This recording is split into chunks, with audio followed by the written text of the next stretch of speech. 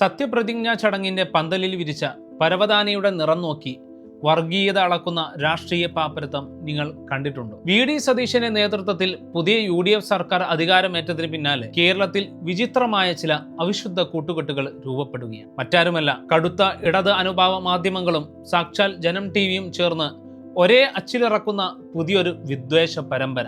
ആ നിലവിളിയുടെ ആകത്തുക ഇപ്രകാരം വായിക്കാം: ലീഗ് കേരളം ഭരിക്കുന്നേ എന്ന്.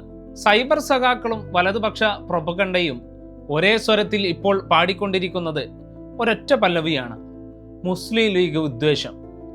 സത്യപ്രതിജ്ഞാ ചടങ്ങിൽ പച്ചപ്പരവതാനി വിരിച്ചു. UDFൽ ലീഗിന് വലിയ പ്രാമുഖ്യം നൽകുന്നു. കേരളം ലീഗ് ഭരിക്കാൻ ശ്രമിക്കുന്നു എന്നിങ്ങനെ കേൾക്കുന്നവർക്ക് ചിരിവരുന്ന ജൽപ്പനങ്ങളാണ് ഇവർ നാടുനീളെ എഴുന്നള്ളിക്കുന്നത്. സത്യത്തിൽ മുസ്ലിം ലീഗിനെ വെറുമൊരു നാട്ടക്കുറിയാക്കി നിർത്തി കേരളീയ സമൂഹത്തിൽ ഇസ്ലാമോഫോബിയ എന്ന മാരക വിഷം കുത്തിവെക്കാനുള്ള വളരെ കൃത്യമായ ആസൂത്രണമാണ് ഈ രണ്ടു കൂട്ടരും ചേർന്ന് ഇപ്പോൾ നടത്തുന്നത്. ഇത് കാണുമ്പോൾ കേരളത്തിന് പെട്ടെന്ന് ഓർമ്മ വരിക പഴയൊരു കാലമാണ്. പണ്ട് PK അബ്ദുറബ്ബ് വിദ്യാഭ്യാസ മന്ത്രിയായിരുന്നപ്പോൾ സ്കൂളുകളിൽ പച്ച ബോർഡ് സ്ഥാപിച്ചെന്നും ഔദ്യോഗിക ചടങ്ങുകളിൽ നിലവിളക്ക് തെളിയിച്ചില്ലെന്നും പറഞ്ഞ് ഇതേ കൂട്ടർ ഉണ്ടാക്കിയ കോലാഹലങ്ങൾ നമ്മൾ മറന്നിട്ടില്ല.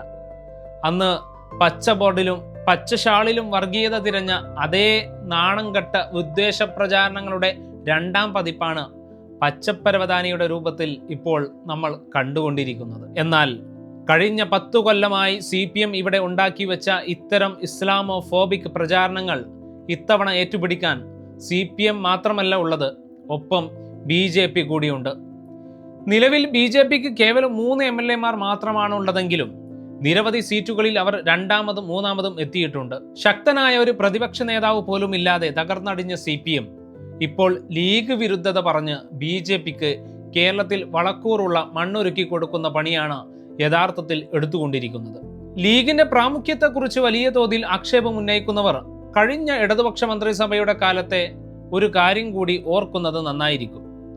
CPMന്റെ വോട്ട് ബാങ്കിൽ 2ാം സ്ഥാനത്ത് നിൽക്കുന്ന മുസ്ലിം സമുദായത്തിന് ആകെ 2.5 മന്ത്രിസ്ഥാനം മാത്രമാണ് അന്ന് ഇടതുപക്ഷം നൽകിയത്.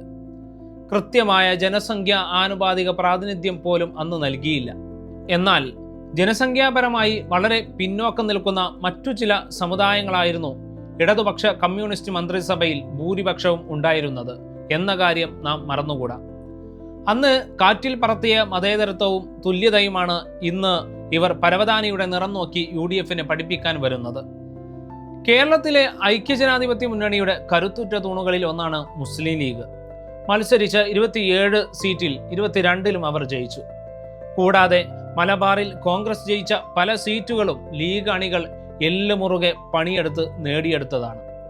UDF അധികാരത്തിൽ വരുമ്പോൾ സ്വാഭാവികമായും മുന്നണിയിലെ പ്രബല കക്ഷി എന്ന നിലയിൽ ലീഗിന് അർഹമായ പ്രാമുഖ്യവും മന്ത്രിസ്ഥാനങ്ങളും ലഭിക്കും.